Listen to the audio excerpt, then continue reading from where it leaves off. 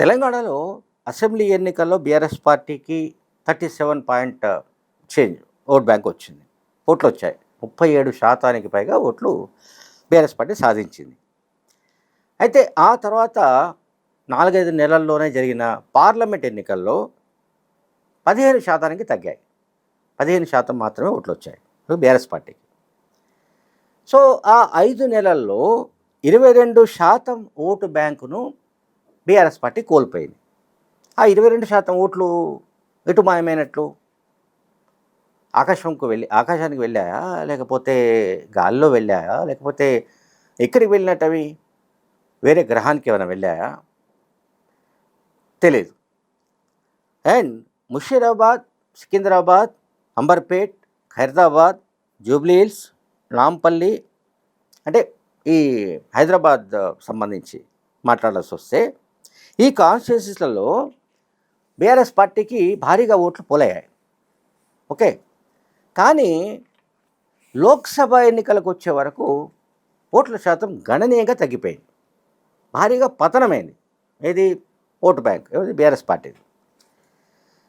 సికింద్రాబాద్, కరీంనగర్ వంటి లోక్సభ కాన్స్టిట్యున్సీలలో కూడా BRS party vote bank భారీగా పతనమైంది.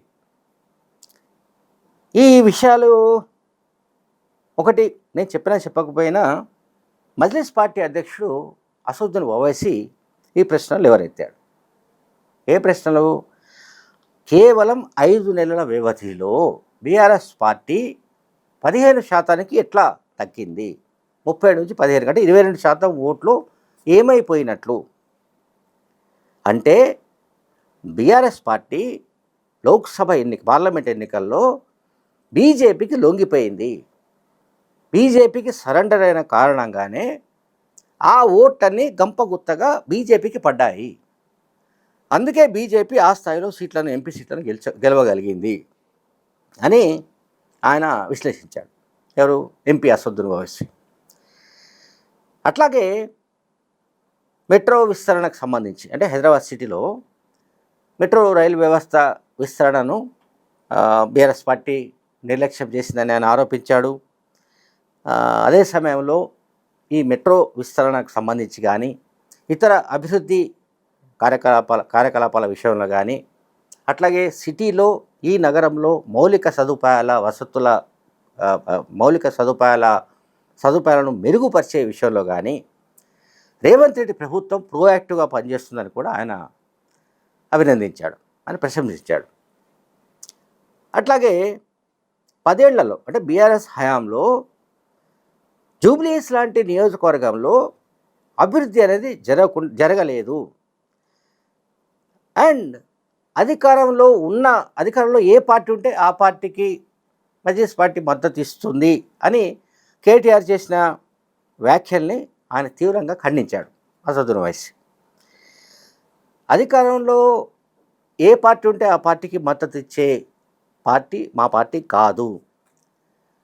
ఎప్పుడైతే మేము బీఆర్ఎస్ పార్టీకి ఎందుకు మద్దతు ఇచ్చాము అంటే, బీఆర్ఎస్ పార్టీ మతతత్వ శక్తులకు వ్యతిరేకంగా పోరాడుతుంది, వ్యతిరేకంగా నిలబడుతుందని మేము బీఆర్ఎస్ పార్టీకి మద్దతు ఇచ్చాము. కేటగిరికల్గా దాంట్లో మా వైఖరి ఉంది, మా పార్టీ పాలసీ ఉంది. బీఆర్ఎస్ పార్టీ అధికారంలో ఉంది కనుక మేము మద్దతు ఇవ్వలేదు. వాళ్ళు బీజేపీకి ఎగనెస్ట్గా ఉంటారని, మతోన్మాద శక్తులకు వ్యతిరేకంగా ఉంటారని మేము బీఆర్ఎస్ పార్టీకి ఆ సమయంలో సపోర్ట్ చేసిన మాట నిజం. కానీ తర్వాత వాళ్ళు మతతత్వ శక్తులతో చేతులు కలిపితే, వాళ్ళు బీజేపీతో ఉడంబడిక చేసుకుంటే మేమెందుకు మద్దతు ఇస్తాము అనేది అసదుద్దీన్ ఓవైసీ వాదన. సో మతవాదులను, మతోన్మాద శక్తులను అడ్డుకునే విషయంలో తాము రాజీ పడబోమని కూడా ఆయన చెప్పాడు. ఆ విషయంలో రేవంత్ రెడ్డి చాలా కఠినంగా ఉన్నాడని, కనుక ఇప్పుడు జూబ్లీహిల్స్లో జరిగే ఉప ఎన్నికల్లో కూడా కాంగ్రెస్ పార్టీకే ఓటు వేయాలని ఆయన పిలుపునిచ్చాడు. ఆయన ఇంకొక మాట కూడా అన్నాడు. కాంగ్రెస్ పార్టీ, అంటే ఇప్పుడు అధికార పార్టీ, కనీసం 3 ఏళ్ల పాటు ఇంకా ఉంటుంది. అంటే నెక్స్ట్ 2028 చివరిలో ఎన్నికలు వచ్చే అవకాశం ఉంది కనుక 3 ఏళ్ల పాటు కాంగ్రెస్ అధికారంలో కొనసాగుతుంది. కనుక కాంగ్రెస్కు ఓటు వేస్తేనే ఈ కాన్స్టిట్యున్సీలో జూబ్లీహిల్స్ అసెంబ్లీ కాన్స్టిట్యున్సీలో అభివృద్ధి కార్యక్రమాలు ఇంకా పుంజుకునే అవకాశాలు ఉంటాయి. ఎక్కడైతే నత్తనడకగా సాగిన పనులు ఏవైతే ఉంటాయో అవి వేగం పుంజుకునే అవకాశాలు ఉంటాయని కూడా ఆయన అన్నాడు. ఆయన ఇంకొక తీవ్రమైన ఆరోపణలు కూడా చేశాడు.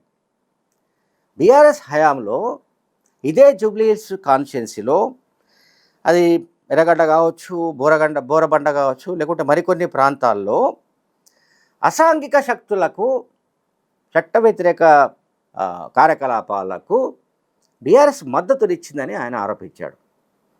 బీఆర్ఎస్ హయాంలో ఈ అసాంఘిక శక్తులు చెలరేగిపోయాయని, చట్ట వ్యతిరేక కార్యకలాపాలను ఆ పార్టీకి చెందిన ప్రముఖులు నాయకులే సమర్థించారని అసదుద్దీన్ ఓవైసీ ఆరోపించాడు. అట్లాగే కాంగ్రెస్ అధికారంలోకి వచ్చిన తర్వాత ఇదే బీఆర్ఎస్కు చెందిన పలువురు నాయకులు, ప్రముఖులు వాళ్ళందరూ కూడా కాంగ్రెస్ పార్టీలో చేరడాన్ని ఆయన గుర్తు చేశాడు. అంటే ఏ రకంగా జూబ్లీహిల్స్ ఉప ఎన్నిక జరగబోతుంది అనే పాయింట్ ఆఫ్ వ్యూలో మాట్లాడుతూ తాము ఎందుకు కాంగ్రెస్ మద్దతు ఇస్తున్నామో ఆయన వివరణ ఇచ్చాడు. ఈ ఉప ఎన్నిక ద్వారా, ఉప ఎన్నిక ఫలితం వల్ల ప్రస్తుతం ఉన్న ప్రభుత్వం మరింత బలపడడమో లేకుంటే పడిపోవడమో జరగదు కనుక, కాంగ్రెస్ అధికారంలో ఉంటుంది కనుక, కాంగ్రెస్ అధికారంలో ఉన్న కాలంలో ఈ 3 ఏళ్లలో అభివృద్ధి మరింత విస్తృతంగా జరిగే ఛాన్సెస్ ఉన్నందున ఇక్కడ ఉన్న ఈ జూబ్లీహిల్స్ కాన్స్టిట్యున్సీలో ఉన్న 3,98,000 మంది ఓటర్లకు నేను అప్పీల్ చేస్తున్నా, కాంగ్రెస్ పార్టీకే మీరు ఓటు వేయండి. మతతత్వ శక్తులతో చేతులు కలిపిన బీఆర్ఎస్కు ఓటు వేయకండి అని ఆయన పరోక్షంగా అన్నాడు. సో మనం గడిచిన కొన్ని రోజులుగా మాట్లాడుతున్న ఆ లైన్లోనే అసదుద్దీన్ ఓవైసీ కూడా వచ్చినట్టు కనబడుతుంది.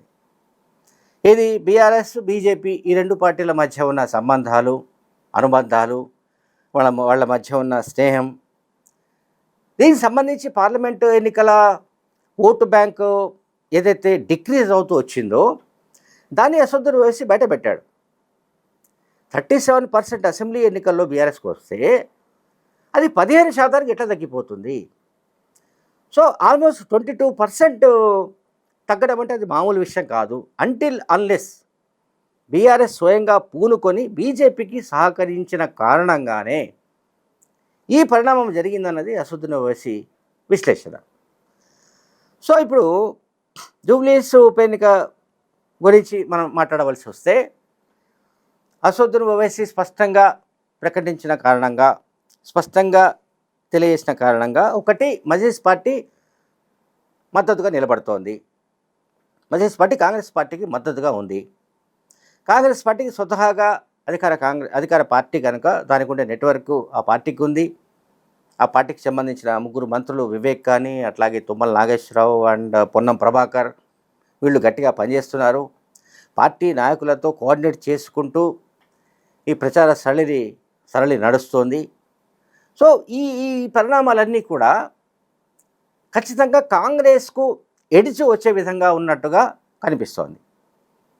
Thank you very much.